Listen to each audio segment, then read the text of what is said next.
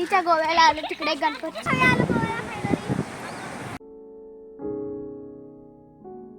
Hello guys, welcome back to my third vlog. आणि 2 दिवस जरा व्लॉग टाकायला भेटलं नाही, तर तिसऱ्या व्लॉगमध्ये तुमचं स्वागत आहे. आणि आम्ही येऊन पोचलेलो आहोत रेडीच्या गणपतीला. सॉरी, आम्ही रेडीच्या गोव्याला आलो, तिकडे गणपती आहे. गणपती बाप्पाचं दर्शन घ्यावं म्हटलं, पण अगोदरच जाता जाता आम्हाला भेटला आहे स्वामींचा मठ. आणि हा मठ एवढा छान आहे ना, मन प्रसन्न करणारा हा मठ आहे. चारू बाजूनी स्वामींच्या प्रतिमा आपल्याला दिसायला भेटतात. स्वामींच्या चरणी लीन होणे ही खरंच खूप छान आहे. आणि इकडे फायनली आम्ही पोचलो रेडीच्या गणपतीला. गणपती बाप्पाचं दर्शन घेतल्यावर मन सुखावलं. एक एक इंच करून हा गणपती बाप्पा वाढतो असे म्हणतात, अशी आख्यायिका पण आहे. गणपती बाप्पाचं दर्शन घेऊन झाल्यानंतर आम्ही येऊन पोचलो समुद्रकिनारी गोव्याच्या बीचवर.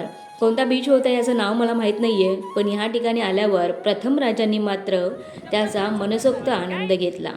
त्याला एवढी घाई होती ना, त्याने चप्पल काढले आणि तो बेधडकपणे पाण्यामध्ये निघाला. आणि इकडे बघा, जो आनंद आहे तो त्याने डान्सच्या माध्यमातून व्यक्त केला.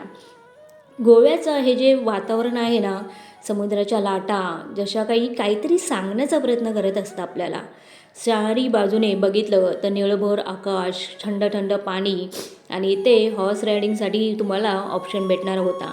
आम्ही विचार केला की हॉर्स रायडिंग करूया, पण गोव्याला आलो आहे तर पाण्याचा आणि समुद्राचाच आनंद हा खूप महत्त्वाचा आहे.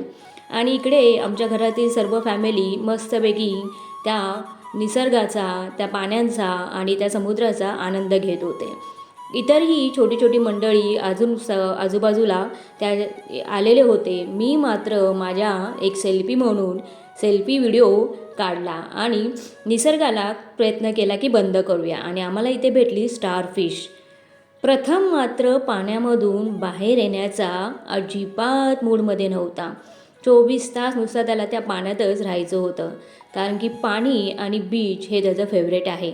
म्हणूनच त्याने मला घरातून निघताना अगोदर सांगितलेलं की मम्मा, जर आपण गोव्याच्या बीचला चाललो आहे ना, तर माझा गोवावाला ड्रेस मला पाहिजे हां.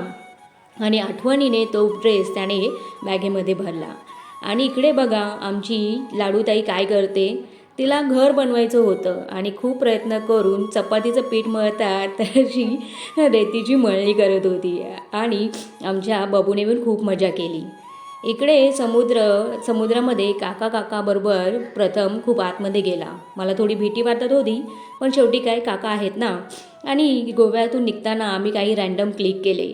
तुम्हाला हा माझा व्हिडिओ आवडला असेल तर लाईक, शेअर आणि सबस्क्राईब करा. असेच नवीन नवीन व्हिडिओ घेऊन मी तुमच्यासमोर येणार आहे आणि आपल्या काही आठवणी तुमच्याबरोबर शेअर करणार आहे. Till then, take care.